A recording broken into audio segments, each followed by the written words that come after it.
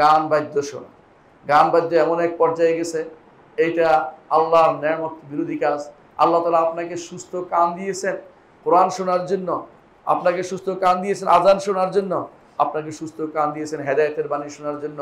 আপনি সেগুলির মধ্যে গান দিয়ে ভর্তি করে দিচ্ছেন। এমনকি অনেক যুবককে আপনি পাবেন দুই কানে ঠোসা লাগিয়েছে, আপনি যতই দেখবেন সে কথা বলেন শুনতেছে না, কারণ কানের ভিতরে ঢুকিয়ে দিয়েছে এমন জিনিস যা শুধু গান আর গান সে শুনে বেড়াচ্ছে, হারাম জিনিস শুনে বেড়াচ্ছে।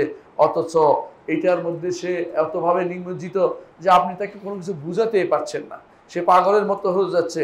এটা আসলে আল্লাহর কাছে যাওয়ার মধ্যে আপনাকে বাধা সৃষ্টি করছে, আল্লাহর সন্তুষ্টির ক্ষেত্রে বাধা সৃষ্টি করছে, আল্লাহর নৈকট্যের পথে সেটা বাধা সৃষ্টি করছে। আর এটা সে বেবিচারের পথকে উন্মোচন করে দিচ্ছে। যত বেশি গান শুনবে তত বেশি বেবিচারের পথ উন্মোচিত হয়ে যাবে। ইসলামের দৃষ্টিতে গান বাদ্য সম্পূর্ণ হারাম। ইসলামের দৃষ্টিতে গান বাদ্য করা হারাম। ইসলামের দৃষ্টিতে গান বাদ্য করা হারাম। এমনকি যদিও সেটা কোনো বাদ্যযন্ত্র বাদে হয় তবুও গান হারাম ইসলামের দৃষ্টিতে। আর ওই গানটি হারাম যাতে নারী সংগঠিত বিষয় আছে, অথবা এমন কোনো বিষয় আছে তাকে অন্যায় কাজে প্রবৃত্ত করবে, অথবা এমন কোনো কণ্ঠ আছে যেই কণ্ঠটা হারাম কণ্ঠ। যেমন নারী কণ্ঠ পুরুষের জন্য, পুরুষের নরম কণ্ঠ নারীর জন্য, যা তার মধ্যে অশ্লীলতাকে জাগ্রত করে দিবে, তার মধ্যে খারাপ কোনো প্রবণতা তুলে দিবে, এমন প্রতিটি জিনিস ইসলাম হারাম ঘোষণা করেছে।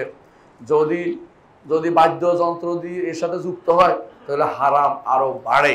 এর অর্থ এই নয় যে বাদ্যযন্ত্র বাদে হালাল হবে, এটা নয়, বরং তখন হারামের মাত্রা আরেক ডিগ্রি বেড়ে যায়। আলেমরা এই বিষয়ে এজমা বর্ণনা করেছেন যে এটা হারাম। আর আলেমরা এটাও বলেছেন যে যদি বাদ্যযন্ত্র দিয়ে করা হয় সেটা আরো বেশি হারাম।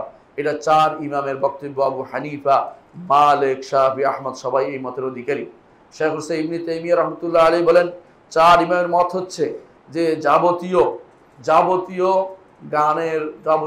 গানের সামগ্রী হারাম, যাবতীয় গানের কর্মকাণ্ড হারাম।